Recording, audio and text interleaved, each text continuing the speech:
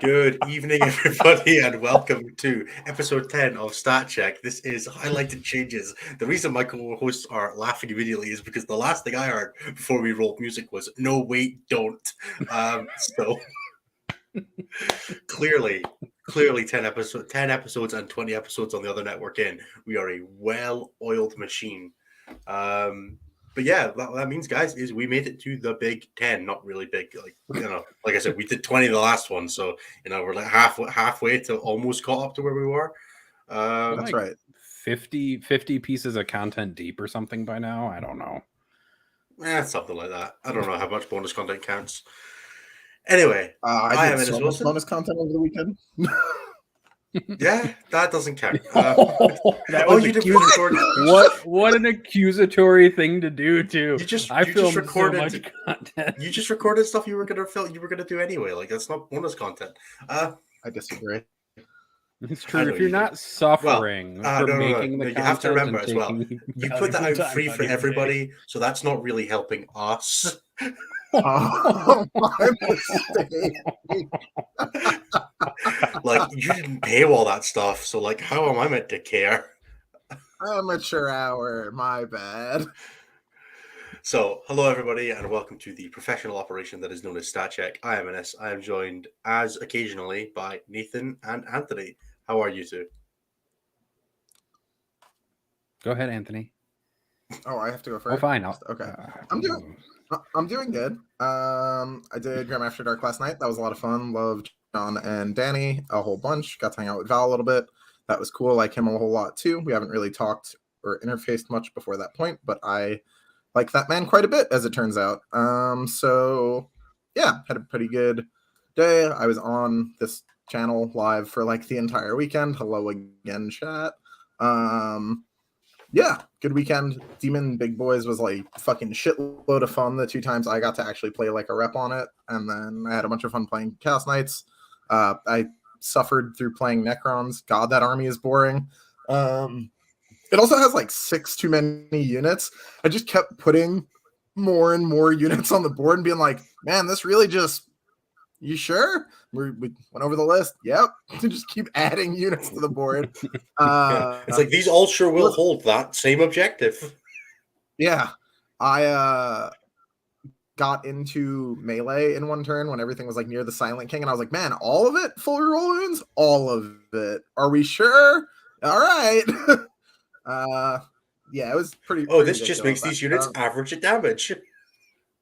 Yeah, and even then it like makes them okay. You're like, what the fuck is going on? That army is so boring. I don't understand how people enjoy winning with it, but I also don't understand how people lose with it. So that's my stance on Necrons now. Yeah, that was that. I got to do a bunch of other stuff. It's been pretty good. I booked my flight for Coventry. I think I'm doing an RTT this coming weekend. Not this coming weekend, the weekend after. Yeah, doing some stuff. Good. And how was your week off?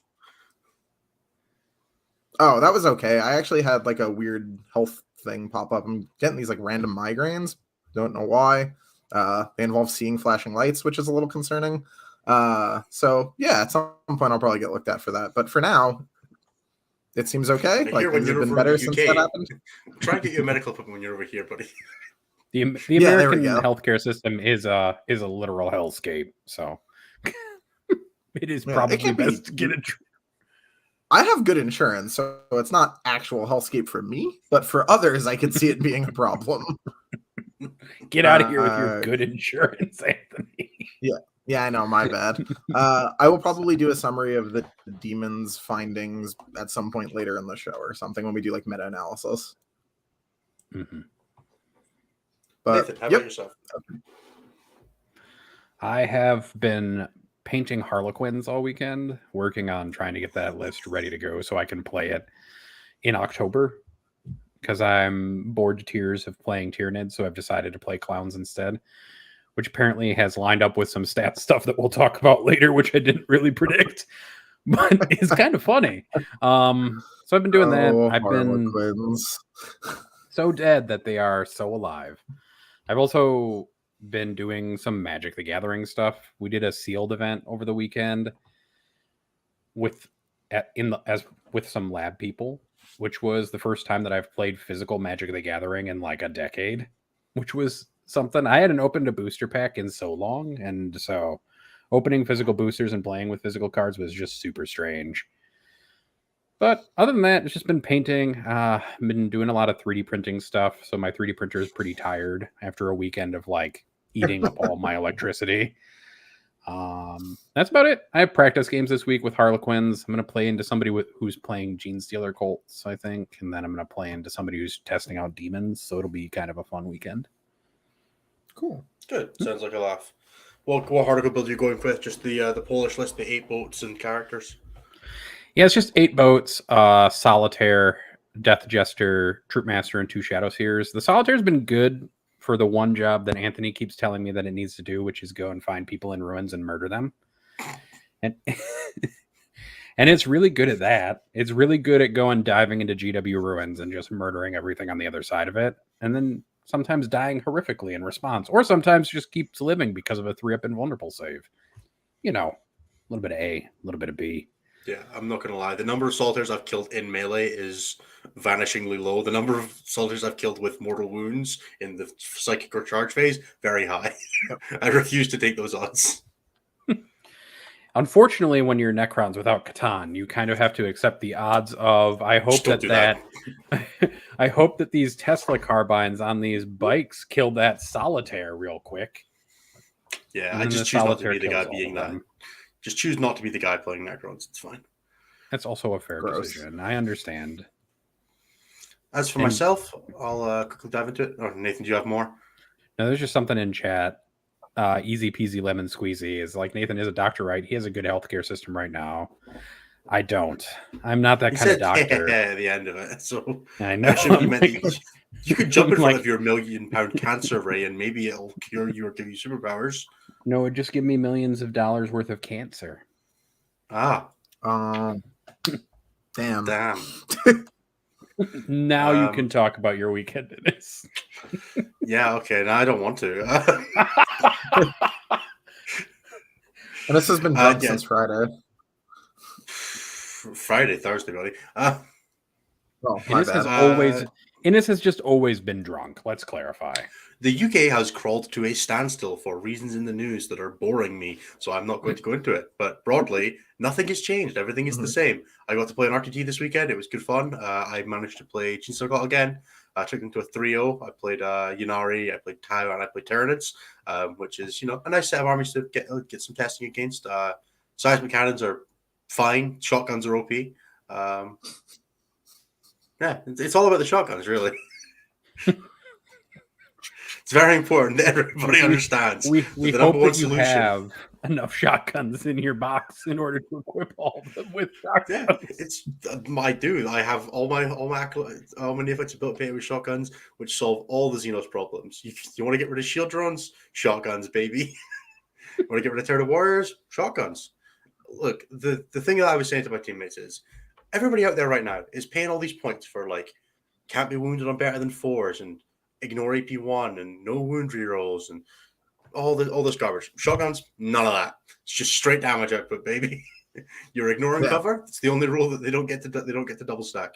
Everything else, you're getting straight value for your points. You're not wasting anything on anything they're ignoring. So yeah, it's actually been really funny having people like all these buff stuff, and I'm like, yeah, cool. I literally would be doing the exact same thing to a guardsman right now. So look, if I throw 180 dice at this problem, eventually something is going to die. Yeah, it's actually hilarious. Eric managed to win a major with the list this weekend. Eric Lathers, who wrote the list, with some small tweaks. So massive props to him from Australia. We'll touch on Gene Stealer cults when we get to the meta section, but huge shout out to Eric because he's been an absolute inspiration, and he is, I believe, as of now, the 3rd or 4th person to ever win a GT plus sized event with the new current Gene Stealer cult codex. So, yeah, well done, Eric. You joined the esteemed company of me, TJ, and Nick. That was it till now, and ours all happened in February. Yeah, that's true. Before the incident. Yeah, which one? I was like, the incident. There's a lot. There's been like 4 incidents. Custodes Just buffs, 3. Tau Codex, Armor of Contempt. Oh yeah, the buffs happened. I forget that Custodes got buffed, dude. Like, Yeah, Gene Circles have had 2 valid state slates and a chapter approved and no changes so far. So they got I'm just so better excited secondaries for in Nephilim. they did, yeah, secondaries in Nephilim. I don't count that because everybody got better secondaries in Nephilim, but Whoa. they were nice. Not everybody. Okay, yeah, first Space Marines who got taken out back and shot in the oath. right in the oath. Yeah, right in the oath. Right in the oaths. Just I was gonna say, right through the purity seal on the forehead. Given the Reddit chatter of a bunch of people who are talking about how Votan is not good, I would not be half surprised if day 1 there's a Votan buff data slate where they're like, oh, you guys said Votan's not good, so we're just going to make everything 10% cheaper. Why would you put this energy into the universe? Why would you even say that? Because Void at armor this needs point, no everybody has decided that my idea of soft banning them until there's an FAQ is crazy talk. Well, no, so I've decided instead, let's just light the whole thing on fire. We haven't learned from the last 4 times. Yeah, Anthony, aren't you in favor of just let things be broken? This is the one, folks. This is the single time that even I think that things don't need to get crazy. I wasn't on the week that you guys talked about this. I have played and been a part of a significant amount of Reddit leak based Votan testing, and holy fucking shit. I'm pretty sure I could beat like my thick city and light list at the same time with my Ymir list. And if that's not damning, the meta section, I don't know what else to tell you. Yeah, I guess we can talk about that in a bit. So give us Crusher's got it. It's fine.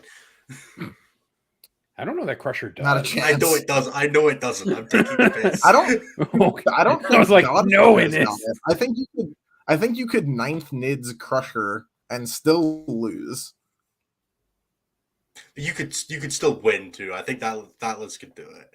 You get a lot of. I think that's the only time. You'd have a chance.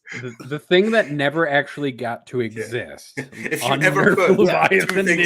ever put two things next to each other in that matchup, you just die. Like there is. Yeah, everybody goes down. Like. Oh no. Instead, I'm just gonna soothe my spirit by staring at Magic the Gathering Commander leaks for Tyranids. I'm just gonna play them. It's fine. I don't have shame. We should talk about the meta that is, because I think right now it's probably the best the game's been since I've started. Because I started the weekend let's finish out the intro and then we'll go. Yeah, I was just saying, like, Nathan can talk about his stats of things that aren't suffering. Yeah, well, I can talk about non-suffering. There's a little bit of suffering in the stats still. Nathan, what? I was trying to finish the intro. No. Oh. Go ahead. Now I don't want to. Now I'm feeling pressed into this, and I'm feeling like you guys aren't appreciating what I'm trying to do here. And I want to let you guys know that. Innes, we always appreciate you. That's a damn lie. That's not a lie. So that is the intro. Thank you everybody for being here. We are going to be covering a couple of topics this weekend. So we're going to be covering the stats of the week, as we always do. We're going to be doing a bit of meta breakdown and commentary. We'll be covering LGT, which is upcoming, and also the Chaos Demons testing that Anthony did this weekend, as well as a broader meta talk. And then we'll be going to listener questions, which will be the last half hour or so of the show. If you are in the Discord and you want to ask a question and you're in the chat now, you should probably do it there, because we'll definitely get to it. Whereas if it's in the chat, we might miss it. If you're in the chat, otherwise, pop it in towards the end of the show when we're actually talking questions, and we'll do our best to get to them. If you pop it through now, the likelihood that Nathan scrolls back this far to read them, vanishingly low. I'll do all the plugs in a little bit later, because we're 50 minutes in. I don't think we've earned it yet. You guys should listen to us a little longer, see if you like it, and then you can stick around. Let's move on eventually. Nathan, tell us about the week in numbers. Sure. So we had 8 events that we tracked this weekend that are 25 plus person, 5 plus round events. I guess we'll just talk about meta representation. We'll talk about some overrep from this week. Then I'll show you guys some cool summary data that's all the way through last weekend. And then we can chat a little bit about win rates from this past weekend as well. Tyranids have the number 1 spot overall from a top 4 perspective and from GT wins. They top 10 to 12 events. They top 4 to 5 events, and they won 3 GT sized events, which, funnily enough, their overrepresentation, because they make up about 8% of the meta, is still only about a 1.93. So they're actually sub 2. Chaos Marines are actually the second place faction. They've been moving up basically week to week. And after last week's major explosion kind of a placements, they've continued to place really well, even in a quieter week. This last week, they had 9 top 10s, 5 top 4s, and 1 GT win with an overrep of 1.22, which actually indicates that faction that's healthy, but not overpowered necessarily. Let's fucking go. Yes, as Anthony responded to that when I posted it up originally in our planning chat, he was like, "Yes, rise, Chaos Marines." And third, we have Harlequins, who got 6 top 10s, 4 top 4s, and 1 GT win. They're at a meta representation of 3.3%. So we're starting to get towards like the lower end of meta representation. But this totally dead faction has a 3.79 overrep. So they're almost 4 times more represented in top 4s than they should be, which is a lot, guys. Although this is real, it's fine. It's the faction's dead. They're 6 feet under. They're never coming back. They're definitely not dancing on other people's graves. They'll never see the light of day again. Never. Necrons are number 4. We have 6 top 10s, 3 top 4s. No GT wins this week, but they're at about a 0.93 overrep, so they're fine. Honestly, don't think Necrons are as big of a problem, but we can talk a little bit about the discrepancy between veteran win rates and casual win rates and why that might be a problem in a little bit. Craftworld Eldar are in 5th place with 6 top 10s, 1 top 4, and no GT wins, and an overrep of 0.4, which is bad. That's a lot of players not converting. That's worse than Marines, guys. That's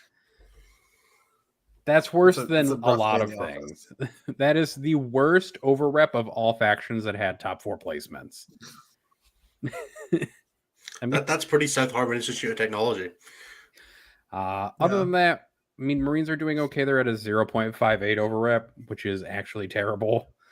Imperial Knights are at a 2.4. They continue to kind of be steady. It's a slower week as well, so the faction kind of that's really good overrep. So the faction is consistently placing, but they're not like closing as many events. So they have 5 top 10s and 3 top 4s, and they're played by about 3.9%. So they're really good at getting you to like a top 10 finish. Like, you finish your 7th, your 8th with your Knights. Yep. Demons are starting to come out of the hole that they were in for the last few weeks. We're starting to see Demons start to place as the new book kind of hits the meta. Demons had 4 top 10s and 1 top 4, and that's something we can talk about a little bit later when Anthony talks about breaking the book that he did over the weekend. Other than that, the only major thing of note is that Genestealer Cult had 3 top 10s, 1 top 4, and a GT win that we tracked, which gives them an overrep of 1.84. So they're doing fine. Eric, is it my Everyone's excited one. It's basic. That book is terrible, but that list is real good. I will say that Genestealer Cult are a 1.7% meta representation faction. So if just one person does well, the faction does well from an overrep perspective as well as from a win rate perspective. It was like 6 or 7 players or something stupid like that. Like total. It was 6. 6 players. total players. So yeah, it's going to look bad whatever you happen when you have numbers that low, or it's going to look really good. Like there is no in between. Yeah, and we can talk about win rates real quick. There are 2 sub 10 factions above Harlequins, and they're Forces of the Hive Mind at 72.7% win rate. Forces didn't place over the weekend. It's just 2 players. They went. Oh, okay. They went 8-3. The 2 people who played. Good for them. Sure. Genestealer Cult is at 67.7% with 6 players, and usually on a week-to-week basis, I just ignore sub 10 player data to be honest, because it's not enough players to really make like any kind of conclusions or look at any trends. But Harlequins are the best faction with over 10 players. They had 12 players this weekend, and they had a 66.1% win rate. And I know we talk a lot about how you shouldn't use weekly win rates to like talk about your overall meta health, but it is kind of an indicator along with their overrep that there is a problem. Tyranids are next at 64. And then the next faction after that with 10 is Chaos Demons, who are at a 58.7% over the weekend. So Chaos Demons may be good. And then it's Death Guard, Imperial Knights, Orcs, and Sisters at 56.4 down to 52.2 for Sisters. So kind of in that 50 plus range. It's all pretty reasonable win rates over a 1 week sample size. Death Guard showing they actually can, go 3-0, 3-2, 4-1. Chaos Space Marines, though, did dip for the first time in a long time, partially because their meta representation has shot through the roof. They're at 12.8% for this week, and they've been kind of going up week to week over the last few weeks. And what happens frequently as you see meta rep, unless the faction is broken, you see the win rate kind of drop overall as you get more and more players added in. And so Chaos Space Marines dropped for the first time in a while. They dropped down to 45.7%. That makes sense. You're probably also seeing an effect of people know what Chaos Space Marines do now. They have plans for them in their builds. They've played against them a few times. You're not getting hit by the surprise factor the first time you play against Abaddon now. Right. Yeah. Which is that's kind of the overall. Yeah, that's kind of the overall state of the meta. Go ahead.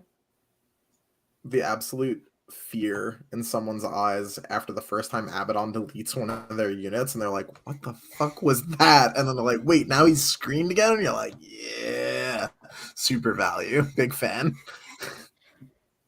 And then we'll have the meta dashboard will be updated for this week's data as soon as Cliff has an opportunity to get to that. I mean, Cliff has a life outside of stats work, so it'll probably be a couple days. But I can show you guys kind of what we're looking at right now through September 4th as I maximize my screen before I share it, so you all don't have to see everything that else on it.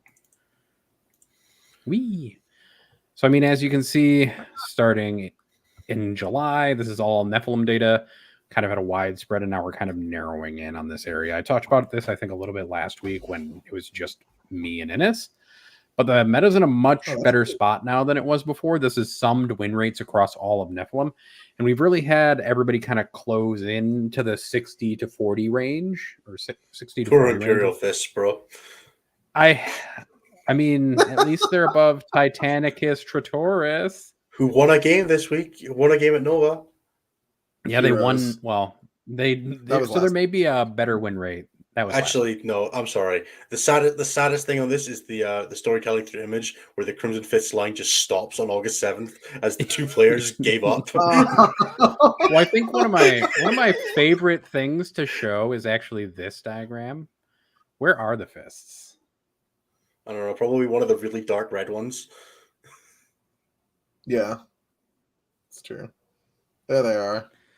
They're right here. They're so far down, and they have so few games played, and their win rate is so bad that they're not even really fully on. They're hidden in the corner. They're not even there anymore. I like how it forces the hive mind as well is like hiding from sight. It's like, don't look at me. There's so few of us, but we win so many games. So what we've done, and what Cliff has done really, is he's made a few of them transparent so that you don't see some of the factions that have very few games played, like Forces of the Hive Mind. It's kind of hard to talk about Forces of the Hive Mind because there's 10 games there and they have a 60% win rate, and that doesn't really mean as much in the grand scheme of things when you're looking at the overall scale of the data and looking at the health of the meta. Who could be doing better elsewhere doing okay. Yeah. Nah, dude, I'm sure they're just geniuses and those are broken builds.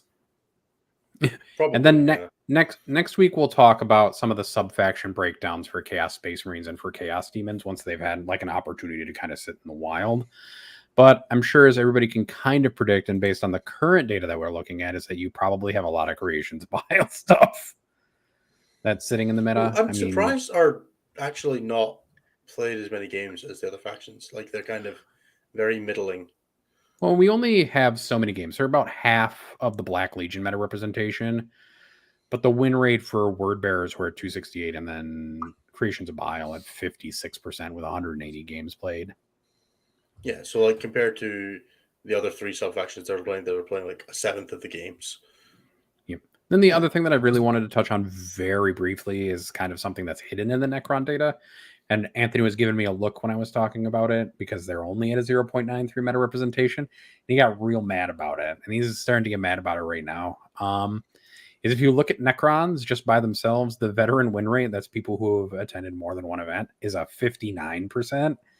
While the casual win rate, those are people who are attending their first event, is at a 47% win rate. Which is a really high casual win rate, by the way. Like, they're not normal. It's not normally that high.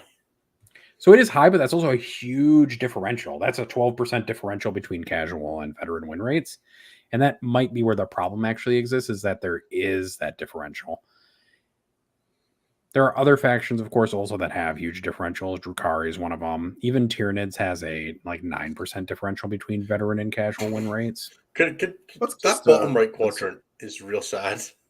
So this is Eldari. So this is actual Eldar soup, where the casual win rate is higher than the veteran win rate. I think Cliff had a corner. Called this corner the WTF corner. Where it doesn't really make a whole lot of sense. The two right-hand corners are WTF columns for different reasons. Yes. And there was one other thing that I wanted to talk about because I thought it was really interesting, and I think it's not this image, but this image. 1 second, guys. Images, too many pictures. So this is the percentage of players, and this is the number of GT-sized events that people have attended. And so this is some of the data that we look at when we've been considering veteran versus casual win rates. And we've been considering breaking the data down further into more segments. And what you really see here is that 66% of 40K players that we track in our data set in events of 5+ rounds or 25+ players, 66% of those only go to one GT. I play this game too much. Tag yourself, I have a problem. Two or fewer is 84%. Almost, actually 85% once you sum the partial fractions. Yep. So that's your 5 out of 6. And this is like over here in the 13 range or something like that. Yeah, if we're just talking GTs, I'm like... Yeah, if we're just talking like GT pluses, I'm like in between 10 and 13. If you're including like team event, like 5-round team events, I'm somewhere off in like the 16 round for this year. So what we consider for like the veteran win rate is like this whole band here, which is the 19 through this 2 through 13 essentially. And so what we're starting to consider is breaking off 1, 2, and then breaking off the higher numbers as well. We could have casual, veteran, and sweat category maybe for people with like 6 or more events on a faction. I think we decided to call it pro instead of sweat, but yes. And what we're really considering here is that, well, one of the things that we're considering though, and one of the things you have to weigh, is that obviously 0.01% of the player base is a very tiny number of players. It's very important that we only track Ogden, Vic, Manny, me, and so like, what are we doing? We are going to put all these things together, and we have to kind of do that because once you break down the data set too far, you stop being able to make conclusions about anything other than like 2 people. Nah, bro, that one game totally determines the win rate for that faction. Definitely does, but that's one of the things that we're talking about. And then, yeah, you can totally see my data set for that overrep data just because I want to torture you with numbers and spreadsheets because I know that it makes Anthony so happy. Nobody's going to read this. No. Somebody might. It's 73 and partly sunny where he is. Oh, yeah, cool. That's good. So I'll stop sharing there. So that's kind of the gist of what's going on. So the meta's in a really good spot overall. I mean, there are factions that are kind of dominating some of the performance categories, but the meta seems more open than it has really been at any point, unless you're one of the few factions that really has like almost no options. And there are a couple of those. Imperial Guard need a book for 9th edition. Adeptus Mechanicus need like a wholesale salvage operation of their book. Just abandon, not bad. Just stay down there. Yeah. Also, Guard should just suck dead. Yeah. Guard have this really awkward thing where like going second against Guard is one of the most terrifying experiences I will ever encounter in my life because it's just like what if they just roll me, dude? Like what if they just roll above average, man? It's terrifying. What if you're playing Chaos and they just go Vengeance for Cadia and you look at you're like oh no. But it does kind of but it's terrifying that it could. But I think this does Yeah. feed into a good moment of talking about kind of the meta standpoint for you two, talking about Necrons, talking about Demons, and then Anthony talking about Votan's potential impact after testing. Do you want to do something first, though, Innes? You look No, real. I forgot to plug something earlier. I'm going to do it now because it'll segue in. Okay, I was on the Contact Loss podcast this week, which was really good fun. That should be coming out tomorrow. And we did a really good chat about preparing for big events and talking about LGT. And we had a bit of a meta discussion as well. So I'm going to try and feed off some of the topics that I did there. But if you want to hear me specifically talk more about this, go and listen to that show when it comes out tomorrow. I'll be plugging on all the socials. The guys at Contact Loss do a fantastic job at opening up the black box that is Poland. And you should definitely listen to it. It's probably one of the best 4K podcasts out there. It's definitely one of the most informative. I learn a lot about the game every time I listen to those dudes. Anyway, so the main thing is the meta right now is actually way better than I thought it was. Like, it's the same meta that we played WTC on. After coming out of WTC, I think the meta is a lot better than I thought it was going into WTC. I was a lot more down on it, and as a person whose brand exists in being negative about everything I could possibly be negative about, that's a painful admission for me. I think Necrons are problematic at most levels of play, but I have also broadly found that you can really put the brakes on Necron players and just be like, no, you stay down. And it's kind of the same thing we had with Sisters, where, yeah, their secondaries are ridiculous and oppressive, but you could also make sure they only score 80 points, not 100, and then you just go get your 95. And I'm finding personally that I can do that to Necrons to a lesser degree, for sure, but I can definitely hold Necron's head underwater and say, no, you're not scoring primary this game, and you can fight for your secondaries, whereas pre-Nephilim, it was kind of not feeling like that, especially when you went second against some of those builds, so when you didn't have experience against them, it was just horrible, as you'll attest to having gone second against Liam at WTC, Anthony. Dude, it was fucked, man. Like, it was... I have, like, psychological scars from that will never... This is the second most traumatic game I've ever played. Yeah, it's real rough, but I'm broadly finding ways to mitigate it personally. Like, I can go second against Necrons and still think I have a plan now, which is nice. It's a better place to be. I think they need help. Like, we need help with them, but you can kill Necrons. They still have terrible rules. Their army still, everything sucks about them except their Nephilim secondaries. And they are still basically 3 to 4 secondaries, a couple of data sheets, and a trench coat. I don't know, man. Every fucking data sheet having core really ups what they're able to do, man. I was doing some decent damage when I played with them over the weekend. Like, sometimes you can just clown stuff, but like, it just depends on what you're taking to an extent. You can fit 1 billion units in the list, so like, it kind of doesn't matter that the first unit you hit someone with doesn't do a ton of damage because the second one will finish them. And all your shit's obsec, so maybe it's okay that not everything hits that hard. But you have to remember that not everybody's running Wraiths. Some people are running Scorpex, and those things just die. It's great. Dude, I played with both. Like, I wasn't mad about the Scorpex that I had. Like, they were okay. They weren't the best shit ever, but like... I just don't like Scorpex. Yeah. He just doesn't like Scorpex.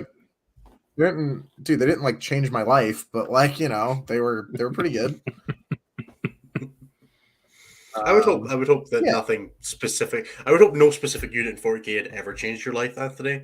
Like, no. Oh, that's not true. Drazar changed who I am as a person. Understandably, I'm surprised you don't have him tattooed somewhere. To be honest, not yet. Drazar has the Aussie tattoo has to be the next tattoo I get. I should have that done soon-ish. In my experience, Drazar also changes other people's experiences of the game, to be fair. I have left in like actual psychological marks on people using Drazar. TJ only refers to Draz by his full name. So that's Master pretty funny. Blades, like title included. Like Drazar Master of Blades. Like when he talks about him, it's pretty funny. But yeah. I think the meta's in a good spot. It's interesting, like, because when I started, like literally the day I walked into the Games Workshop is the day that the meta went to shit, because it was when the Iron Hands Codex came out. So like, it's just been kind of a shit show the entire time that I've played. So to see it kind of stabilize is actually really nice. It's a real horrible shame that Games Workshop doesn't understand how spoilers work and just fucked Votan right into the floor. Yeah, not optimal from the boys, but we'll see. Maybe me and every top player I've spoken to is wrong, and maybe the dudes on Reddit are right, and the army only moves 5, it doesn't, and it doesn't have enough output, it does, and it's not tanky enough, it is, and its secondaries aren't very good, they are, but maybe none of that's true, and maybe, just maybe, that dude playing Rubric Flamers has it cracked, and that's the path. It's taking down the army that kills your entire army in a single turn. Yeah, I think we were speaking about this last week when we did our full episode without you. The problem the biggest thing that I love about Votan is that I've spoken to a bunch of top players about it now. Every single one of them thinks the book is broken, and every single one of them thinks a different thing about it is broken. Like all the different segments are like, yeah, no, I think Magna Rails are broken. I think Ymir is broken. I think Berserkers are broken. I think the Great Arthurian League is broken with Uthar. I think Uthar is the best data sheet in the game. I don't care about Uthar, and then because I can just do all this stuff, and then every single one of them is right. Yeah, it's fucked. The way that conversation's been going for me has actually really been funny. Because like someone will come to me and be like, "Hey, I think this thing's broken." I'm like, "Cool, test it into this," and I give them the thing I think is broken, and they go and try it, and they come back to me and they go, "Holy shit, man, what the fuck?" And that's happened 4 times now. So yeah, I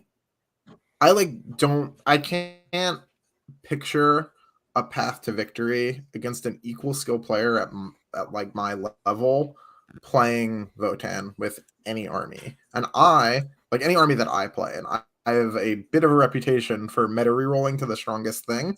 So if everything that I've played, which is all the strongest armies in 9th so far, cannot even on a prayer keep up with an equal skill player, I don't know what other people expect to happen.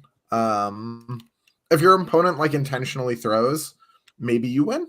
Or maybe if I'm playing against an equal skill player and he like trips and hits his head, and like maybe. But like outside of like medical incident at the table, I don't understand what I'm meant to do to beat Votan. They don't have discernible weaknesses. They're better than you at every phase. Movement shooting, they're better than a decent chunk of armies at the psychic phase because they can just action and cast anyway. And the thing they're casting, they don't care about getting denied because they're just way over there, so it's not going to happen. 2 of their units shoot harder than 5 of your units. Their fighting is they get Thunderhammers just for free on their melee unit. Every other army in the game has to pay like 15 points for that. Their Thunderhammer is better than yours as well over top of that. There's just so much wrong that I don't even know where to start. And it doesn't make sense. I don't understand. With the army box from our sponsor. Yeah, like you want to order a box, hit up insert sponsor here that we don't have, and they'll get you squared away. But like it is giga frustrating as someone that's like trying hard, right? Like I embrace the tag of try hard because I think that it's a good thing, not a bad thing. I think people that try to shame others for trying hard at things are idiots that are never going to be good at anything. And that like it's really frustrating when you are trying hard and something comes in and just rolls the game down the hill when it's already in a pretty good spot. Not to mention the fact that just based on timing alone, we're likely to get a data slate this month. So they're going to fall into a freshly nerfed meta. Like, what are we doing, man? What are we doing? It's just, it's really sad. Like, I was really looking forward to Votan as a real life short king. I was really looking forward to being the ITC official one. So I was really hoping that I would get to play with my people. And instead, I just don't give a shit about the army because it, like, as again, this is speaking as someone that routinely plays the most broken thing on purpose. Like, it's so much that I'm not even playing the game. Like, rolling dice is a formality. You're going to die by the end of my given phases. Anything that I can see or touch is gone. Like, It's just disappointing, man. It's really, really disappointing given the state of the game and where things are at and like how good things are right now that we have something coming in that's just gonna actually ruin it. What And have you tested so Votan against, just out of curiosity, Anthony? As we like adding some examples as we talk about how Votan are in such like coming in such a powerful way. the only thing that I have not seen it played against, because this isn't necessarily my all like my play. This is just, videos and stuff. I've seen it tested into NIDs, into Knights, into Harleys, into CSM, into like you name it. I've seen it into pretty much everything except like Gene Stealer Cult. Yeah, I haven't even seen anything get close. Like the closest game I've seen for Votan on the build that I think is best was like a 16-4 for the Votan, and that was against Harlequins, and it was like a foregone conclusion by the second turn. It just doesn't. It's really, again, it's deeply disappointing. And also, let's just nip this in the bud. If folks want to talk about this, if you tell me that the army is slow, or if you tell me a list of reasons why a matchup that I'm telling you is not going to work out the way you think it is works, and you haven't played with Votan yet, I'm just going to rip you. Please don't do that. It's been happening a lot, and it is past the point of frustration. It's real annoying. Yeah, but all about engagement, how love does it go- answering questions. How does it go into Night Lords without Abaddon? Terribly, actually. That's the one, because combat attrition is really rough for the land fortresses. Yeah, that So you makes should sense. try that. Yeah, you should Thank give that a shot. +1 to wound is really good against no wound rerolls. Like you mitigate a lot of their benefits, so it makes sense. Yeah, that's true. Yeah, And Warp's Malice is just I don't like know what all you're killing doing. stuff. It's true. You can just flatline some.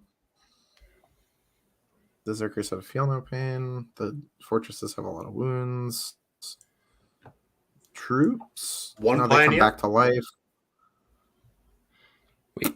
With both your even when flips, people yeah. talk about it being the army being slow, is like, well, we'll just ignore the whole bikers with obsec thing that like The bikers with a pregame pioneers. move with the pregame move obsec bikers, yeah.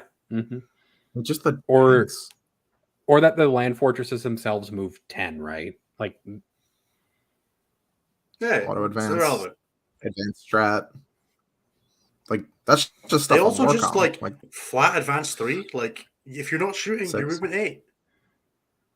Well, on the the dudes, yeah. Yeah, sure. They're just flat advance. Like it's fine. They're not that slow. your accelerator Yeah, units can move an extra 12 inches. Every single Ooh. time someone's like, oh, they're slow, they're this, they're that. I'm like, hey, have you played against them? They're like, oh, well, no. And I'm like, cool. Good. Same thing with beams. Honestly, like judgment tokens, everyone's freaking out about judgment tokens. Like judgment tokens haven't mattered in any of the blowouts against good armies that I've seen. Every time it's the beams. That's like they get 4 shooting phases every time they activate. It's the most disgusting thing I've ever seen. And your only way to mitigate it is to not be shootable at all, which is not real on like all boards. Right. It's good. It is. I do imagine that But beams you're are going going to to be one of 30 those of each other. deeply disappointed. Yeah. That's going to be the tagline for this episode is officially that Anthony is just deeply disappointed. Which this is actually the most pessimistic I think I've heard Anthony be about anything ever.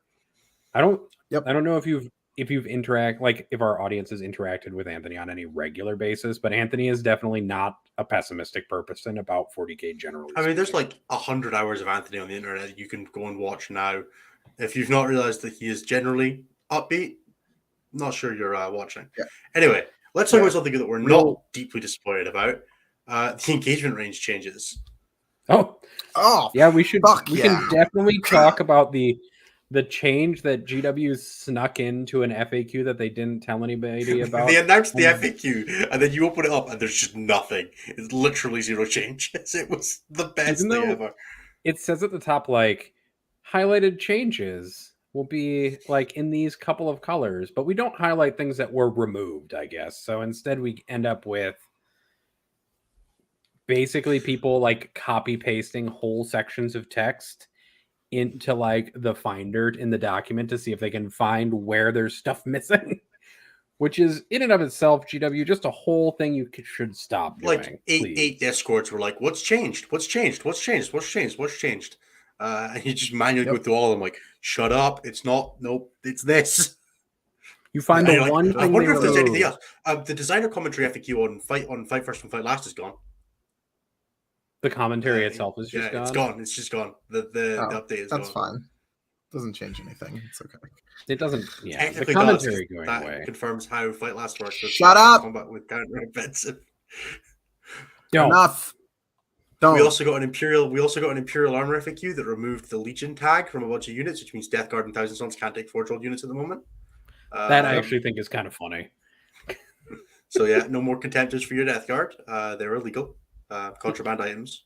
No more drop pods for Thousand Sons either. Oh no! Also, I think is kind of funny. It's probably improving their win rate. You can't put your flavor rubrics in it now. It makes my lean into the job so much easier. Anthony, what if I included a 20 Rubric unit with 20 flamers and I just dropped it on my opponent turn one every game? Did you run 20 rubrics? I don't know. Yeah. Really? Yeah. I didn't think that was a thing anymore. Not 20 of them, but you can run like 2 10s. Oh right, no, okay. He said 20. Oh yeah. I said it 20. Yeah, oh, damn, that would be so funny. I wish you could do that. That would be hilarious. Anthony would definitely do that. Yeah, that's enough flavors. The highlight of the unhighlighted changes is that they removed the 2-inch engagement range through terrain from the rules in the FAQ. I can't stop thinking about 20 flamers in a unit now. Like in Black Legion, just Abaddon buff them, kill half the board. Like just nonsense. There's your anti-Votan tech, something that doesn't exist. Yeah. Wound rerolls into Votan, buddy. Reroll wounds. That Abaddon buff into Votan. Those reroll wound AP2 flamers into Armor of Contempt. But Innis, they have 4-up armor and Armor of Contempt. It's not even good. They're AP3 if you... They're AP2. They go to AP3 if you have the Icon of Zinch, but the Icon of Zinch in the Rubric unit doesn't work because it doesn't give you the Icon keyword, so they don't get that. Yes, they're stuck at AP2. That unit sucks more every time I think about it, man. But yeah, 2-inch engagement range being removed. How is it changing, and how happy are you that it's changed? It's just gone now. It's just back to the way that it made sense. Yeah. I really would prefer just mass adoption of the WTC rule so we could all quit pretending that that's not just the best way to play, but, you know. But that rule only really works when you can call a judge, so they're never going to put that in the garage. Like... It works fine. I don't understand what the confusion is. You're just... Hey, man, I'm just going to abstract a little bit. Just outside. Cool. Done. We've already abstracted the fact that, like, we have models and they do things. Like, guys, you can use your imagination for next. Man, we're not Plato's caving 40k, guys. Come on. Be better. Yeah, exactly. It's really not that hard to be like, I could make this charge if this wall wasn't here. I'm going to fight through it. Cool. Yep. Anyway, rest in peace. Overrunning out of combat without doing any damage. You were fucking hilarious. There was so much stupid jank stuff that you could run because of that rule. I'm gonna pile into you, punch you, and then pile into you, out of you. I guess. Yeah. Why not? Dumb. Yeah, this seems balanced. Anyway, rest in piss. You will not be missed. Yeah. That's all I really got on that one. Let's briefly talk LGT. LGT, we are 2 days into signups. There are already 400 players signed up. I am so looking forward to this event. It's going to be great. Somebody mentioned earlier that there's no American sign up. There are definitely at least 2. I was having a look at the list. Colin McDade and James Kelling are both signed up. That was the only 2 I noticed when I had to flick through it. But you guys are sending your best, and I look forward to seeing what you guys can do. Oh, man. You. Anthony's gonna go buy another ticket to Europe just When is to be- LGT? Like 3 weeks, 2 weeks. Do you have enough PTO, Anthony, to go? He doesn't even a little bit. I'm not even close, but god damn, do I wish I did. Hmm. Get one Hey more event in man, before weren't they the both like LG. in the weren't they both in the top 20 in the honorable mentions for the player voted best players in America thing? Christ. I'm sure Yeah, they it's the only both top were. 20 they can get into, bro. Come on, man. Let's Oof, move on. harsh, Let's talk about harsh. LGT. I was trying to be nice to you guys as best and brightest, and you're What are slagging off your best players. Let's talk about LGT some more and why we should be excited that LGT has so many people playing in it. Let's talk about the Invitational to start because man, that's a good set of players. We have, I believe there's 12 nationalities represented. I'm not sure how Zach got to 12, but I think he's double counting some people. Nassim is That French conversation Algerian, earlier so that's today was- 2. That conversation yeah. earlier today was fucking killing me, man. It's looking like it's going to be a really good event. There's some players from a bunch of different WC teams. We've got Manny from Team England. We've got myself and Brian from Team Scotland. We've got Yokel from Team Iceland, Dino from Team Netherlands, Fred from Team Germany, and Patrick from Team Poland, as well as a bunch of the UK's best and brightest 4150 players, and a couple of really, really unfortunate content creators who I wish you Godspeed, Andrew Weller and James Grover. You guys are wonderful people who do a lot for the community. I hope you don't have to play Manny and Malik round 1. Get just shot. But yeah, right I'm up. really looking for. Well, James played Malik round 1 last year. Don't think he had a great time with his, like fluffy, not fluffy, but like tuned but old Eldar Codex Eldar against pre-nerf Admech. He came over real quick that game to be like, yeah, I'm done. Bad.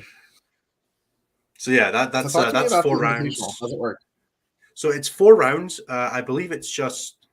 I don't know if it's knockout or if we just keep playing until or if you just play the 4 games.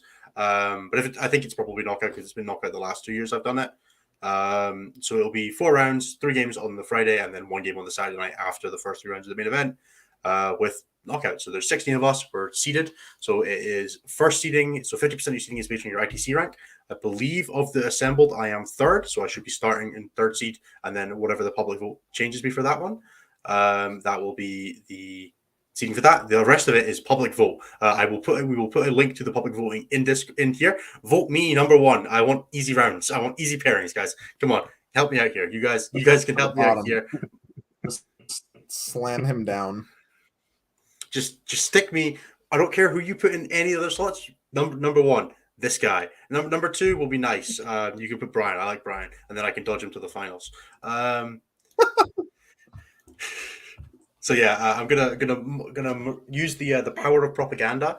Vote me number 1. Vote for Pedro. I will give you a 5%. I will give you a dice in person if you come to me and you can prove to me you voted me number 1. I'll give you a dice. Oh, Yeah. what type of dice? There you go. Blackmail. They're just call it, regular you Chessex dice. Yeah. Sorry, Anthony. You're still doing me a shirt, mate. So let's not go down that route. I was just Regular asking unbranded. questions, bro. I'm working I know on it. you are. I'm stripping you into pit. I'm just trying to be an asshole. My It's fine. favorite thing about this is just Anthony and Innes bickering back and forth Those like ones, a yeah. married couple in the corner. That's pretty I'm much, just- yeah. Just We be doing that. yeah, I know. So we've talked about LGT and an invitational, and we've talked about stuffing the ballot so that Innes can get easy Yeah. matchups in his seats. Number Why don't 1. we do some Number plugs Why don't we do some plugs real quick while Yeah, I go let's do grab it. something to drink, and then Yeah, we can I'm probably talk going to some go more and get a about glass of water as meta well health. after I do the plugs. Okay, Plugs we first. are almost an hour into the show. If you're enjoying this, it probably means you're enjoying us and you'd like to see more of us. Did you know there's a bunch of ways you can do that? 1, we have a YouTube channel. You're probably watching it. It's called StatCheck. YouTube.com/c/StatCheck. You can see all of our videos. If you are a member of the Discord, you'll also be able to access the bonus content there. It is a massive help for us if you could chuck us a like, if you could chuck us a subscribe, or if you have the time, chuck us a comment. We do our best to respond to all of them. We certainly will respond to it if you slag off Anthony, Nathan, or myself, or if you you can't post screenshots in YouTube comments. But if you say you voted for me for number one, then yeah, that's a requirement. So go and do that. We would really appreciate it. If you're listening on whatever your podcast feed of choice is, whether that's Spotify, Podcast Addict, anything like that, thank you. We do our best to try and be on there with everything, including the bonus content when it is doable. And finally, if you really enjoy what you're seeing here and you want to support us directly, you can check out patreon.com/statcheck, which will get you access to our Discord and our all of our bonus content, which we try to release every Friday. We do release bonus content after the fact for everybody, so we should be releasing Anthony's interview with, who was it you did an interview with? Stephen, who was discussing his Alpha Legion. That should be coming out on Friday this week. We've recently had our Anthony's interview with Sam Procopio, and I'll be doing some more Innocent Out interviews this week, hopefully, and try to grab one of the other players. And then the most looked forward to bonus content, where I teach Anthony how to do statistics, is coming up from our Anthony Learns by Suffering tier supported content. And I just this week. I just released the syllabus for the course, which will be 9 sessions probably, or until Anthony's brain explodes and his eyes melt out of his head, and then we'll change the tier to some other form of suffering. And then we'll change it to some other form of suffering, yes. Maybe the next form of suffering will be Anthony gets to teach Nathan how to be good at 40K, because that's definitely the next level of suffering we need. Cliff teaches us how to be nice human beings. There's loads of options. Actually, unfortunately for UNS, everybody else in this, except for you, is nice. We could do Cliff makes us really work out. That'd be pretty funny. That's a new kind of suffering, is Cliff leads us in exercise. Yeah, but also I don't want to make people have to. People aren't going to watch that, guys. I don't know how to tell you. We'll create the OnlyFans page, which actually Cliff got really excited at the idea of us creating a new business model to attach to our business, and it'll just be us sweating in exercise. Cliff's favorite thing is to pitch us business ideas. We'll mention something that we like the idea of, and Cliff will be like, "Here's a 15-stage business plan, and I've bought the domain." And we're just like, "Cliff, we're not doing that." Doing it. Oh, I disagree. Every time I'm in, I'm like, "Let's do it." Anytime Cliff comes up with a marketable idea, I'm so excited about it. I won't lie. I get really excited because Cliff has a 15-point plan, and suddenly I'm like, "Man, this is amazing." That's so many steps. Why do we have you, and how did we manage to luck into having you as our business manager and handling all this stuff for us? Because we're incorporated in Wyoming. That's true. I think that's funny. Wyoming. All I remember of Wyoming is it has a ram on its flag, I think. I don't know. That's where the ranch is. But if you want to watch me torture Anthony with math, that will be permanent. We should go back to those missions. But I think we'll keep all the Anthony Learns math content permanently behind the Patreon, because we will, because a number of patrons paid a bunch of money in order for me to actually produce that content. But it will be released in probably 18, 15 to 30 minute chunks as 9 lessons as part of the syllabus. Fuck. All right. And finally, if you enjoy us, we are live every Tuesday at 11 p.m. GMT, or 11 p.m. UK, I'll go with, because I don't know if it's daylight savings or not right now. And also your guys' times? 5 p.m. Central Standard, 6 p.m. Eastern Standard Time, 3 p.m. Pacific Standard Time, sometime in Hawaii, and some other time in Australia. I assume it's Thursday in Australia. 6 a.m. 6 a.m. Australia time. There we go. It's in Western Australia specifically. I don't know about the other coast. He knows about Perth and nothing else. Yes. Look, which is not Anthony helpful. is only exposed to so much Australian zones. You know where Peter Patel is, and that's it. Yeah, actually, most of the people I know from Australia are on the other side, but I don't know their time zone. Okay, thank you. We're going to jump on to taking listener questions now. So we're going to start with the Discord, and then we will run through the Discord, rattle off. Got about half an hour for this, guys. I'm going to run a drink of water, and then we will get started. You guys, let's reinstitute the chat among yourselves for a couple of minutes. It'll be Anthony and Stats Dead time, apparently, where Oh boy. it really will be okay, Anthony, I promise. It'll just be I'm 9 30-minute terrified. sessions. You were just like first 18, 30-minute sessions, and I was like, 18, 15 to 30-minute sessions. It'll be 9 like 30-minute to an hour long sessions. I'm not going to give you homework, Anthony. You're going to be okay. That's awesome. That's the safest bet to having me do things. It really is going to be fine, I promise. It is actually mostly going to be conceptual and not as much math. I'm not going to make you calculate a bunch of stuff like live on air or anything like that. That's cool. That would be mostly just embarrassing. And I don't get embarrassed very easily, but being really bad at stuff is not a good path. 8 Well, a.m. what I wanna AEDT. That's a made-up time zone. One of the things that I really want That's to a push disease. home in this is that like math and stats are not scary and being bad at them is okay, and that the path towards understanding is through a gentle and mildly coercive environment where I try to teach you something. That seems right. Like, I'm not here. I think it's really important for me to say that I'm not trying to say that Anthony is any kind of not smart by teaching him math. Just We'll to say it. establish I'll say that as it. a It's fine. baseline. I watched Anthony trying to do math, and it was painfully slow. It is okay to be bad at things, and a lot of the math teaching system. Anthony, do you want to run 10 minutes, 5 minutes on Demons before we jump into show questions? After We could just Yeah, we can do that whenever. Yep, At let's some do it. point. let's do that now because I feel like we're talking about how Anthony is good or not good at math, and just devolving into me insulting him is not going to help. I was us. going to talk about how the math system in the United States really mistreats people who aren't good at math initially and tends to embarrass them instead of true. support them through the I process. don't think that's our of target learning math. demographic, buddy. Just saying, just putting it out there. It's true. It's not in our marketing plan. See the marketing plan that Cliff definitely wrote up. You can count to step 15. That means you're doing good enough. Good enough. All right. Demons. So, Nurgle, as expected, was just pitiful. Like, it was the worst thing I've ever seen, like, out of a new book. I was amazed at how just shit it was. Like, stuff kept happening with Nurgle where I expected, like, I was like, oh, and then you have, like, a field note pin. And I was like, no. Or I was like, oh, you're, like, -1 damage. No. I was like, you're toughness 6? And he's like, no. I was like, what's this supposed to do?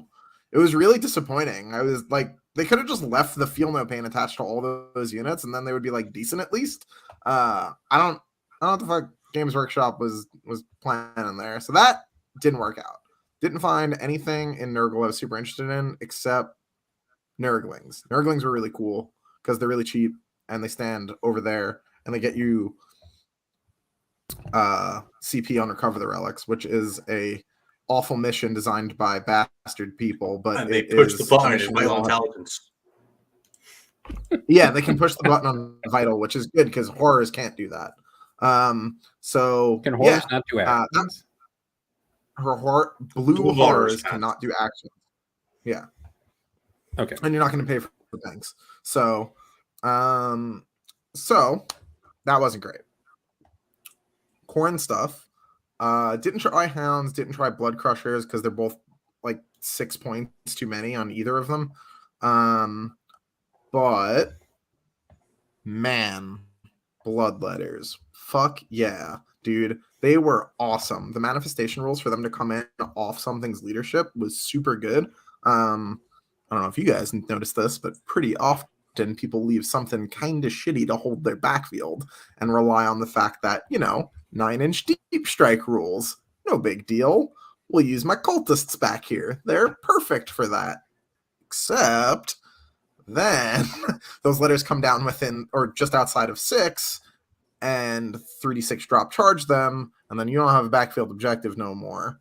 So for an army that's already pretty good at playing the primary differential game and has a secondary that rewards them for being in table quarters, that shit is real good. I've found that the best use of a warlord trait in Demons broadly is to give your bloodthirster who is phase capped a feel no pain. Good God, does he take way too many activations to get phase capped? And if you ever don't phase cap him, he also heals through a couple different sources. That guy was fantastic. What else? Scarbrand. Scarbrand is amazing. There's sources of no fallback from Korn's Warpstorm chart, but they are unreliable because it's from the Warpstorm chart. Gotta love a non-reliable faction mechanic. Shout out to Luck of the Laughing God. So yeah, being able to force people to not fall back is really, really, really good. And he also just fucking slams. Dude just crushes things. When he's near Be'lakor, he has real ones to hit. He can deep strike within 6 of Be'lakor because Be'lakor has Warp Locus. I really, really liked the triple big boy list plus the infantry that loadout that we had for something like teams. I think they would be really good if you can keep them away from like Votann, Imperial Knights, Chaos Knights. Even into Tau, they're probably pretty good. But we didn't get a great chance to test that yet. But Tau broadly don't have super high leadership. They struggle with things that are wound gated. There's definitely or wound gated and have a feel no pain, right? Because Farsight has ways around a wound gate if you don't have things to back that up. But being like T8 -1 to hit, like all the various defensive layerings that they have, really, really problematic. So yeah, they are really, they felt good. Like they were fun to play. They felt good. They have some like screwy matchups where like if you go second against Imperial Knights or Chaos Knights, like you can get just torched and that feels a little bad. But in general, the books felt super fun. I will say that by the end of the weekend, it did feel like we were in a bit of a sad place with Thousand Suns because Demons add yet another difficult matchup for Thousand Suns into the meta when they were already struggling with melee rush. So we didn't really find a permutation there that like the addition of Demons as a whole hurts Thousand Suns more than the addition of Flamers to Thousand Suns helps them. So yeah, that's basically talk to me about Flamers. How was that data sheet? People have been very hyped on them. So they're definitely undercosted, right? But also they have 12-inch range. Maybe calm the fuck down. Like people are losing their minds. Like Flamers table you from across the table with no interaction. They have to be right on top of you. Are they undercosted for what they are defensively and offensively? Of course. Anyone who looks at it can tell you that. But they're not this just like game-ending monstrosity. If you touch them in melee, they just gone. Like disappear. And granted, you have to get through an Overwatch to do that, but every single melee army in the entire game ever either has a throwaway or a transport or a something that can face tank the Overwatch for them. Yeah, it sucks that you're going to lose a unit in your charge phase, maybe. Or maybe your armor guys. Up touch and cover. What'd you say? Yeah, charge around obscuring terrain. Just use walls. Yeah, that's another one. Especially walls, if most armies have Overwatch denial, like there's ways around it. They're good. Yeah, they're real good. They're good up that, they're for sure. They're not. Yeah, they're gonna help keep that book functional, basically. The Fate Scammer was cool. The Zine stuff is good. I think a bird is a waste of time. Everyone freaked out when they saw 3-up Invuln and didn't realize that it has no other defensive mechanics besides the robe. Unless you, again, invest your warlord trait there. But I think like putting all that, you're just putting bad money after bad at that point or good money after bad at that point. Because like you should be investing in your tank bloodthirster that ends the game if it gets to run around, not the Lord of Change who cast the same spells as a Fate Scammer. So yeah. Not super impressed with lots of that stuff. Pinks remain annoying, but they're really expensive now. And I think even before they were expensive, people put like 400 summoning points in them just for them to die anyway. I always thought that was like egregious overkill, but that's a different conversation. Yeah, so that's broadly how I feel about that. Soul Grinders, I saw people freaking out about like they just can't move around the board, guys. Like moving around the board is important, and they're really fat, and they don't get to do that. And that's bad. And that's pretty much it. You already have big boys on the board. I got one more. Fiends, good or bad? Yep. Or did you just test them? Fiends are a good data sheet, but we didn't have like a good proxy for them because they're on weird bases, so we didn't really get to test them over much. But they do a good job covering a lot of the gaps that might exist. But honestly, it's so hard to pass up just more letters. Like every time you have points available, you're like, hey man, hear me out. What if it was just some more bloodletters. They so good.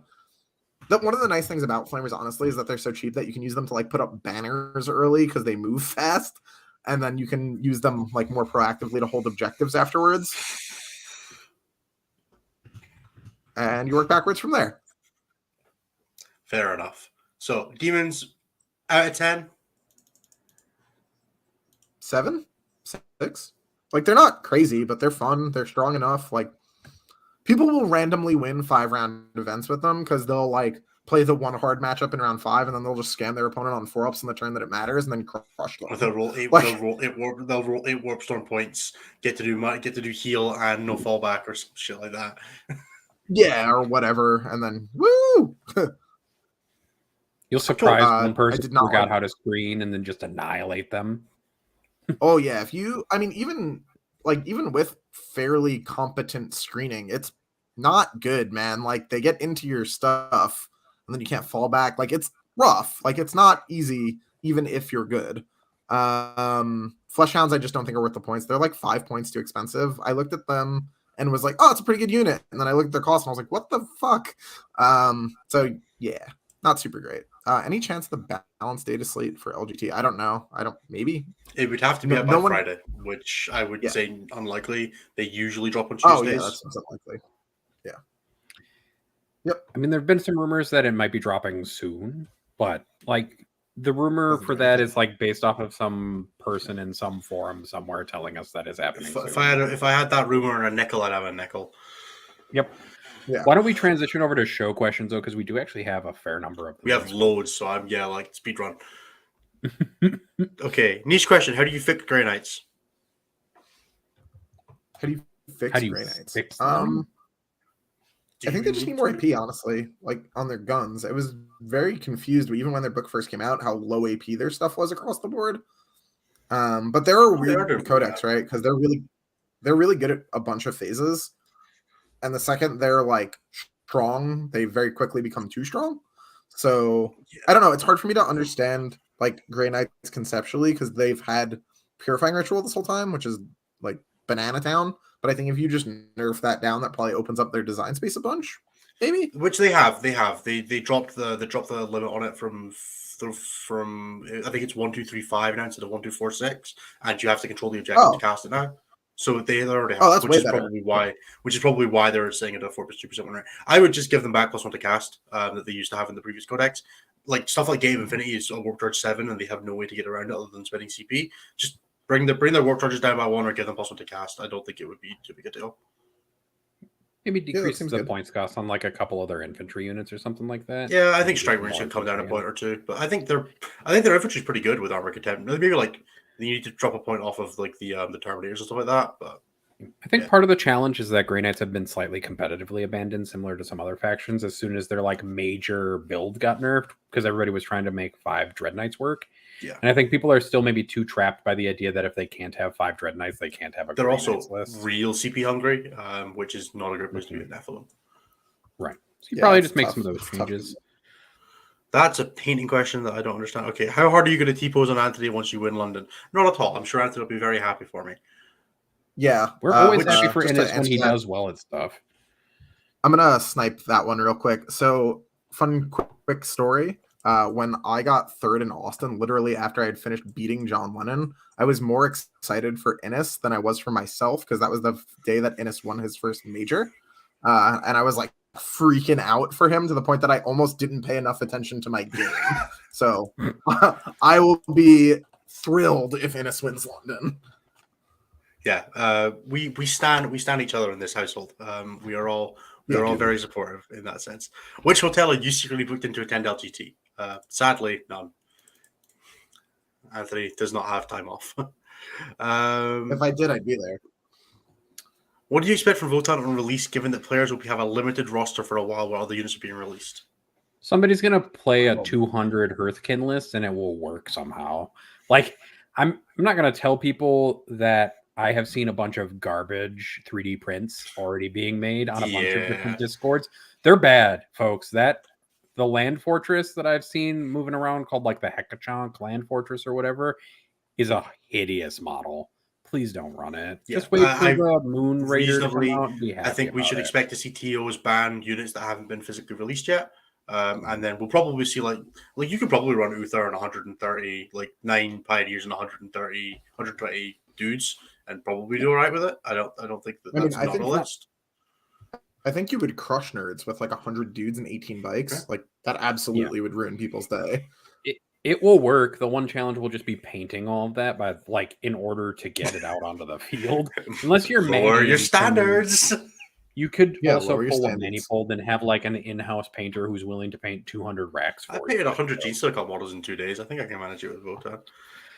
I'm sure there are, by the way, Nurgle Matthew, I'm sure there are some 3D printed things that look all right, but so far all of the models that I've seen have been ugly by 3D printed standards for me personally. Like that's my subjective opinion about those 3D prints.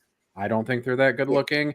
I also don't think that you should play full third-party 3D printed armies at tournaments. Just my opinion. Okay, when you're behind in a game, how does your mindset change, and what plays do you look for? Anthony, you should just answer this one. Yeah, so I am in these situations, or I was in these situations somewhat frequently when I first started because I was playing way out of my depth all the time. Honestly, what you can do in these scenarios are look for your outs.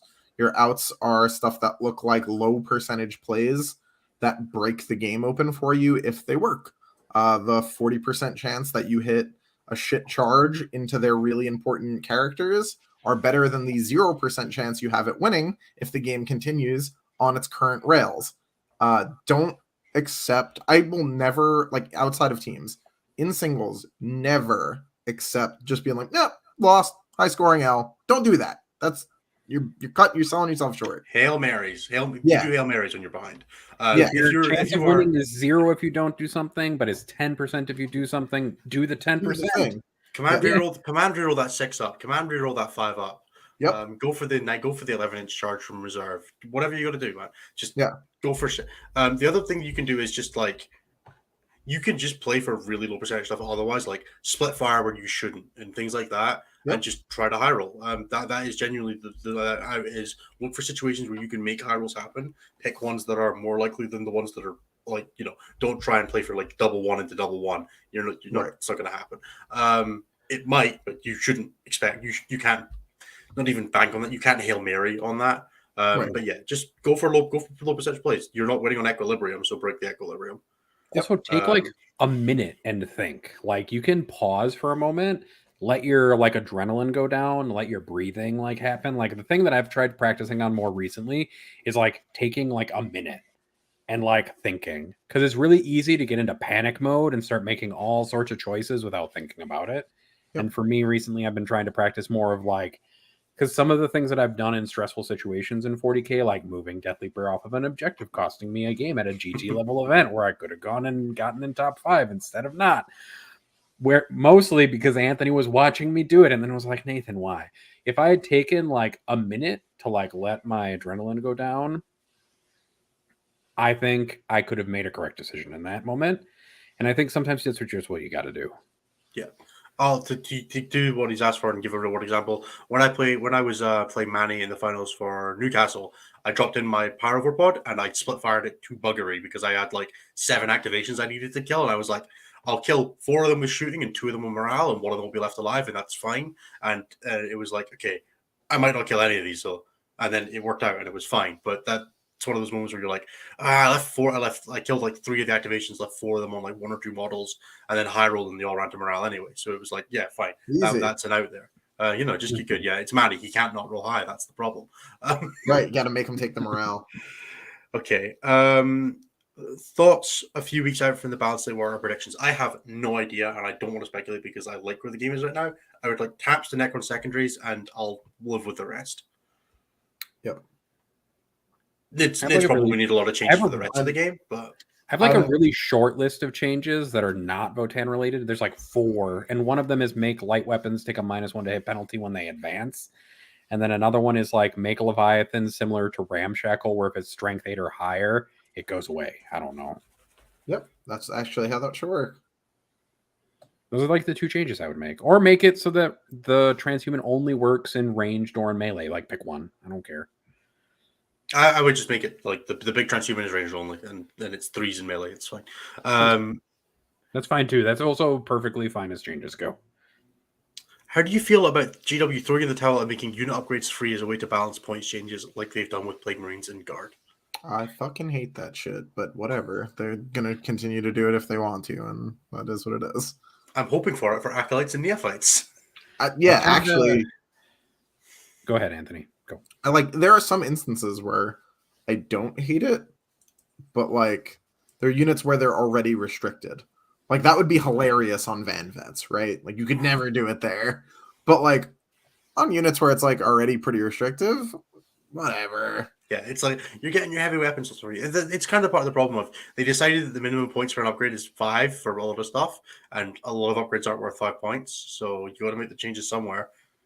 Yeah. Yep. I also think that GW should always leave its options open to put points on things, even if they just say it costs 0 points. I think like, it's whatever. In the specific instance of Plague Marines, I think it's really dumb because there's now no reason to run a Bolter Plague Marine, and a lot of people had Bolter Plague Marines. Like, why would you ever run one?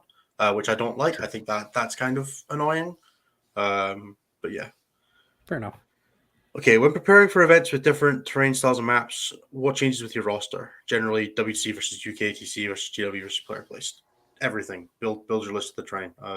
There's episodes on this. Go and listen to Best of Back to the Next Generation or we're Down Under. They've all done episodes on this. Go and listen to a dedicated episode on that. We can't give you a lot in 3 minutes. Yep. 100%. But broadly, analyze whether it's a heavier shooting or a heavier melee, and then how open the objectives are in most of the missions, and then make decisions for your list based on that available information. Pick stuff that needs to stand in the open. If it's more open, pick stuff that can hide if you get that more. It's self-explanatory, but it bears repeating. Melee is at its best on WTC and gets worse in almost every other format. What do you look for to maximize the list for an underperforming faction or super faction? Gimmicks. Gimmicks nonsense. Gimmicks skew the one broken thing that you can double down on. Yep. Or gaps in the meta where your list has a specific function that it's really good at, where it just can't be dealt with. Like, for example, if the meta is really bad at killing hordes, play a horde army. It will probably do better than it should. Yep. Find the one thing that your army actually does well and just make it do that 100 times. Yep. How do you go about going over games to learn from? Man, I spent a lot of time talking about this in a chat today. So I think the way that I've handled practice that's been the most beneficial is that essentially when we being like Invicta, the team that I play with up here, are scheduling a practice weekend, it's usually for like everyone will practice, but it's usually for someone. And what we're doing is we're tackling the matchup together rather than me playing a game against an opponent. So it's me and my practice partner against the matchup rather than me against my opponent. Right. And so I don't think that's actually what the question is asking for. I think it's asking like, how do you review a game like in an event setting? Like you've played a game at a tournament. How do you take an event setting different? That? Yeah. Gotcha. An event setting is different because like there's stuff that happens throughout the game. You can usually in a given game look at something that's happened and be like, hey, like that lost me the game. Like this series of plays that I made didn't go right. Now, some percentage of the time you made the right plays and lost anyway. And that sucks that that's a thing that happens. What I've found is the easiest way to know when that happens is playing strong enough army that it's not my army consistently fucking me, so that I know that it's my fault when something goes wrong. Yeah. That's there's always the aspect. Don't blame dice, but dice do play an aspect in this. Like you can't control if you fail a 6-inch charge. Yeah. Like there is going to be times where you will lose a game because the dice didn't go with you, and understanding that you put yourself in the best position for that is relevant. I would say like 3 quick tips for that: take pictures, try to talk to your opponent, and talk through it afterwards with like a friend or teammate if you've got one who's at the event with you. Just try and like review it. If you can't do that, chuck some pictures in Discord and be like, here's the situation. This is the play I went for. Is there anything else you would have done differently? If you're in an active and fairly reasonable community, like for example ours, people will generally be pretty good at trying to help you out with that. Obviously, it's not free coaching. People will, there's a limit to how much people are willing to help you for free, or in their own time. But people will generally be pretty reasonable. Just try reviewing it is as much as possible. Try to take your memory out of it, so that you're not relying on what you think happened, but what actually happened. Like what is looking at you on the board there. You had 2 CP. This was the decision path you made. You went with this strategy, and that strategy meant you went for that charge. Whereas you could have gone for this and that, and this is the advantages and disadvantages. You made a decision at the time. You had a limited amount of time to think about it. With the benefit of retrospect and with the benefit of other people, how do you develop that? And that's how you build heuristics and like knowledge pathways where you can like make the right decision intuitively next time, is by doing that. Sometimes it's also worth it to give yourself a cooling off period before reviewing your decision making process. Like give yourself some time between, if you lost a game, maybe sometimes you win. It's good to give yourself like a little gap between the two of them before going back and like looking at all the decisions you made, just to separate you from the moment. Yeah, I'm really bad for beating myself up after a game I lose and actually separating myself from the start and being like, this is why I made those decisions. This is why I thought it was right at the time. Could be really useful for me. Understanding why you thought something was right when it was wrong is also really helpful. And trying to challenge yourself on those assumptions is difficult, but valuable if you can get there. Yep. Okay. Are you going to buy 40k Commander? Yeah. Probably the Tyranid one. Maybe going to get the Tyranid deck just because the store I'm at has a Nazwadi account now, so we can get magic stuff there. So I might get it because I'll get it. I'll play at the store in between rounds on routine, stuff like that. Be a bit of a laugh, but I'm not going to go heavy into it. Yeah, but people in my lab play Commander, so it's an easy way for me to get into Commander with a deck that I'll kind of enjoy playing. It'll be fine. Do you subscribe to the shopping cart theory? Yes. So the shopping cart theory is funny. I guess we should explain it that.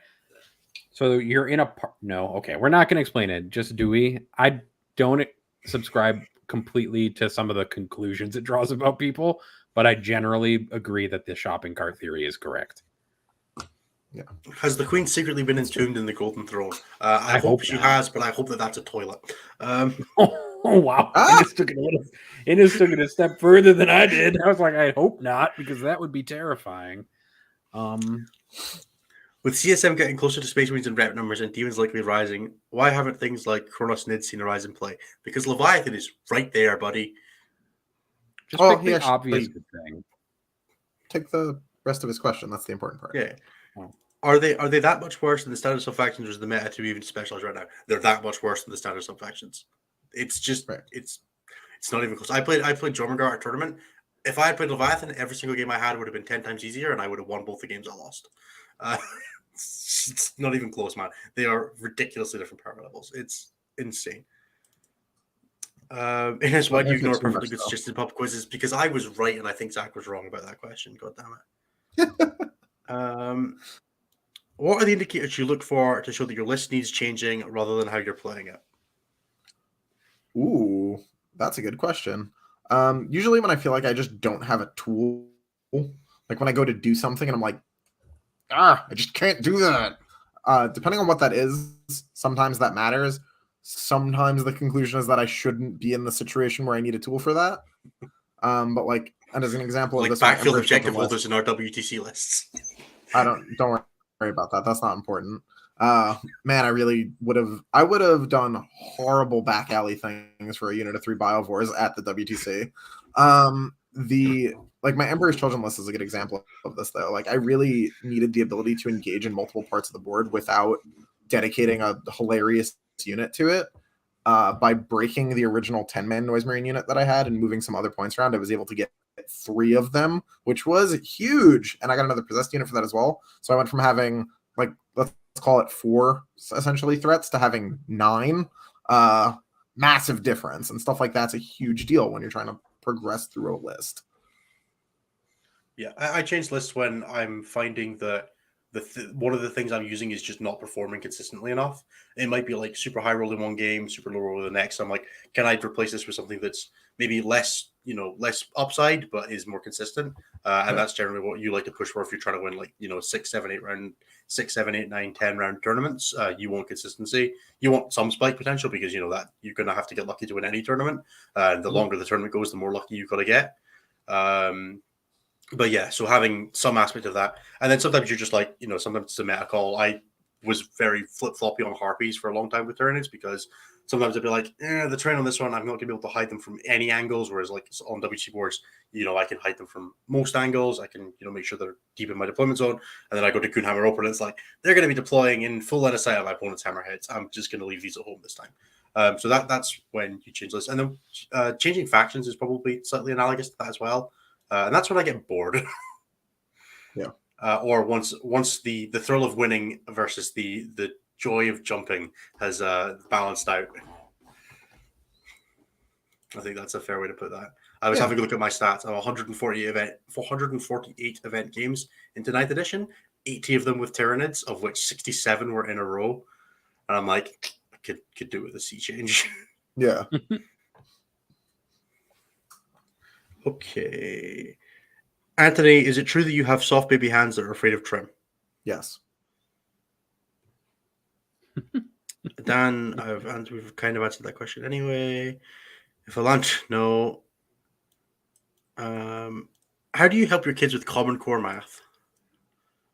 Oh, so just like Common Core math is just about a way of thinking about solving a problem. So I would honestly just watch a YouTube video about it and then talk to your kid and ask them how they were taught to solve the problem instead of trying to impose the way that you learned how to solve the problem in your schooling, because you can confuse your kid. Instead, just watch a YouTube video, understand that Common Core math is really just about problem solving methods and not about math being different. Can you give us a preview of learning by suffering for teaching math to Anthony? Yeah, you can look at the syllabus on our Patreon Discord where terrified. the one that I sent to Anthony, and it has 9 lessons with details about it. There's one that's called, I think, correlation ? What even is this, or something like that? Because I tried to make it mildly amusing. Yeah. Okay. Will there be a Stat Check merch store in the near future? Watch this space. We are working on some things behind the scenes. Nathan is in contact with the designer, so once we get all of that resolved, the logo that we have at the moment is not our final logo. It is a placeholder logo until we get everything finalized. It's just, it's doing the job. But yeah, we have better things coming, hopefully. Can't wait to have it in a headband so I can wear it like this. Requesting a GSC list update. How are you enjoying it? What do you think makes it so good? And what advice would you give to low tier players like myself attempting to use it? I am still playing the same list. I know Eric won a major with it this weekend with some slight tweaks. I still really like the Flamers because I got into GSC for the Flamers, man.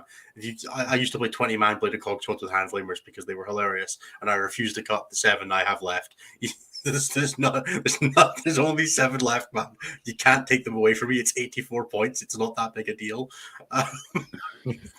So I am clinging to that. It is really good fun. The list is an incredibly interesting combination of lots of different ways of applying pressure and like dummying back. I still think the smartest thing I've done with it was when I played against pre-game move Necrons. Went first, pre-game moved everything forwards. He pre-game moved backwards, and then I moved backwards in my movement phase. And was like, you got to come to the middle, buddy. Now you're doing it with 2 turns. And I was like very happy with that play because then he walked to the middle. I dropped in and killed it all. And that felt great because, you feel smart. It's a list that really rewards you for understanding where you can pull your opponent's units to deal with yours because they take so much commitment to kill. Those bike gods do not die easy. That you can really drag your opponent all the way across the board and then give yourself deep strike opportunities. People are still really bad at screening. Yep. Nobody's ever really gotten good at it. You play against the occasional person, but even those people, you can still get around it. It's not that bad. Yeah, you just don't really need to be good at it to win games. It's my single largest weakness as a player. Yeah, I'm very bad for just like accidentally screening my backfield, where I think I'm just idiot savanting it because I've just left stuff, and I'm like, I can't be bothered moving that, and it's just exactly blocking 9 inches, and I'm like, I'm so good at this game by mistake. Yep. And I'm not sure if I'm like intentionally just gonna like Excuse me. I'm not sure if I'm just kind of like doing that intuitively or if I'm just genuinely lazy. And I think it might be both. It can be both. It can be both. My advice for players who are getting into that list for the first time is to not overestimate how much damage it will take to kill stuff. Your stuff is real good at killing. Just spend the CP. It will die almost everything. Unless it's like 2-up save, armor, or contempt, it'll die to your stuff. And even 2-up save, armor, and contempt will die eventually. It just takes a Let little GSC list be flatline and shit. I've seen it lift hilarious amounts of units off the board. Yeah, just for a quick example, I played against my Leviathan Tyranids list the weekend. On turn 2, I'd already lost 2 bikes on turn 1 to a Harpy.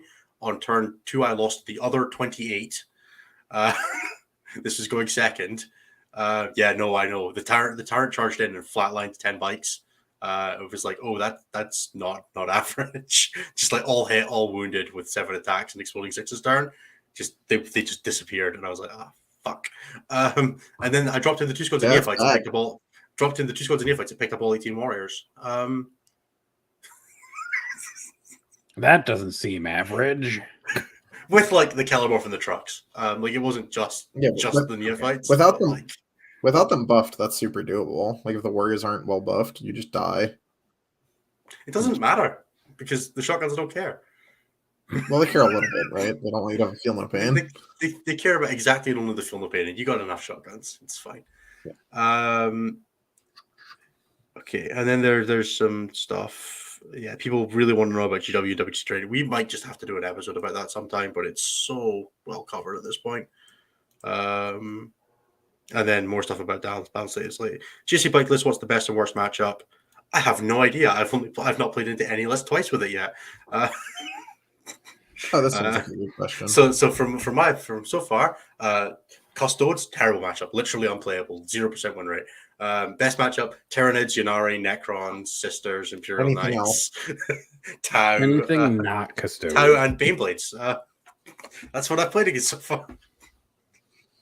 Baneblade, real funny. 0 damage to that thing. They literally did not attack it. What do you think of playing a custom high fleet for a big bug list, opposite control for the whole army? That would have been way better than Jormungandr if I had just run a squad of Venomthropes instead of whatever else I had. But it's still just not as good as anything else. Don't play Jormungandr, guys. I played 8 games with it as it feels like to myself. What I'm telling myself now is a joke. It's like, yeah, I'll just play this. It'll be okay. It was not okay. Don't do it. Definitely don't run Exocrines if you do. Exocrines are so bad. They are genuine. They were almost okay at 170, and then they went up 30 points for no good reason. Garbage. Yeah, I don't recommend playing Exocrines. So anyway, that is going to do it for us. Do you guys have anything you want to shout out? I was just on Grim After Dark. Any extra shows? I was just on Grim After Dark. Go watch that. It was a good time. Yep. I'm on Contact Loss, which should be coming out tomorrow. You can find that on YouTube and on Olga podcast feed, and Tom will probably post it on Reddit as well. That they're doing a Road to LGT series, so they're covering a bunch of people from the Invitational. I think they just did an episode with Manny, and then mine is coming out tomorrow. Other than that, thank you everybody for joining us. This has been episode 10, Highlighted Changes. I've been Innes. I've been joined by Anthony and Nathan. You can find us, as always, next week at 11 p.m. UK, 5 p.m. Central, 5 p.m. Central, 4 p.m. Eastern, 6 p.m. Eastern, 6 p.m. Eastern. I know time zones. Dude, I'm really getting there. Like you can tell, there. You can We're tell very 10 proud of episodes you, in. I'm Innes. almost learning. Thank you everybody for joining us. If you've really enjoyed the show, you can help us out by checking us out at patreon.com/statcheck, where you can get access to the Discord and the bonus content, which is where you can get even more of us. We should be doing our first gaming night this Friday, where I'm going to jump on and play some video games with a bunch of people from the guys. I don't know if you guys are going to be showing up because it's probably a little early for those guys. But we'll see. We might get some terrible games like Among Us or Town of Salem or something like that. Maybe some Jackbox going. So that should be good fun. If you're around, come check us out. Thank you everybody for joining us, and we will see you next week. Bye-bye.